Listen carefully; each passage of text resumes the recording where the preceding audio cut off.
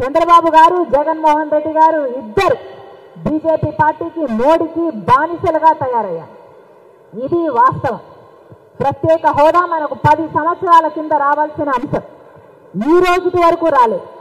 BJP party మనకు ప్రత్యేక హోదా ఇవ్వకపోయినా, పోలవరం ప్రాజెక్ట్ ఇవ్వకపోయినా, రాజధాని కట్టే విషయంలో సహాయం చేయకపోయినా, కడపలో స్టీల్ ఫ్యాక్టరీ లేకపోయినా, ఏ ఒక్క అంశంలో కూడా మనకు సహాయం చేయకపోయినా కూడా ఒక పక్క తెలుగుదేశం పార్టీ, ఒక పక్క వైసీపీ పార్టీ, జగన్మోహన్ రెడ్డి గారైనా చంద్రబాబు గారైనా దొందుతోంది. ఇద్దరు బీజేపీ పార్టీకి బానిసలు. చంద్రబాబు గారేమో పొత్తు పెట్టుకున్నారు 2014, మళ్ళీ విడాకులు తీసుకున్నాడు, ఇప్పుడు మళ్ళీ పొత్తు పెట్టుకుంటున్నాడు. ఇది చంద్రబాబు గారి స్టోరీ అయితే, ఇక జగనన్న గారైతే నిర్మలా సీతారావు గారే జగనన్న గారిని మోడీ గారికి దత్తపుత్రుడు అన్నారు. ఇక వీరికి పొత్తులు లేనట్టు ప్రజలు ఎలా నమ్ముతారు? ఒకరిది బహిరంగ పొత్తు అయితే ఇంకొకరిది రహస్య పొత్తు, ఒకరిది సక్రమైన పొత్తు అయితే ఇంకొకరిది అక్రమమైన పొత్తు. వాస్తవం కాదా? ఇద్దరూ పొత్తులు పెట్టుకోలేదా? ఈ విషయాలన్నీ ప్రజల్లోకి తీసుకువెళ్ళాలి.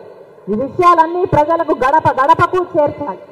జగనన్న గారైనా చంద్రబాబు గారైనా ఈరోజు బీజేపీ పార్టీకి బానిసలయ్యారు కాబట్టి మీ ఓటు వృధా చేసుకోకండి అని జనాలకు చెప్పాలి.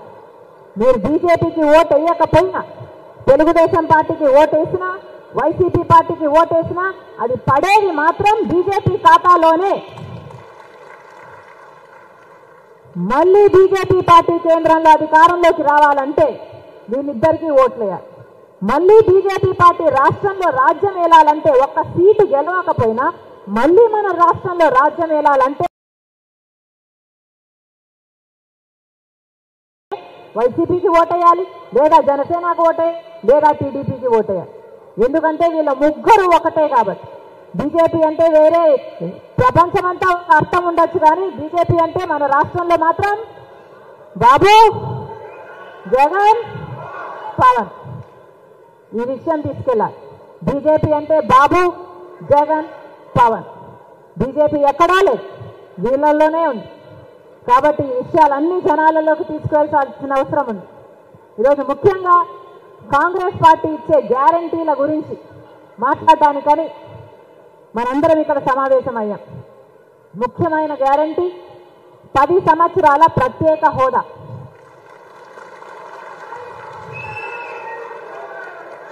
ఏ ఇతర పార్టీ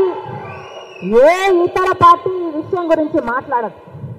బీజేపీ పార్టీ అయితే మన రాష్ట్రానికి వెన్నుపోటే పొడిచింది కాబట్టి బీజేపీ పార్టీ ప్రత్యేక హోదా గురించి మాట్లాడదు.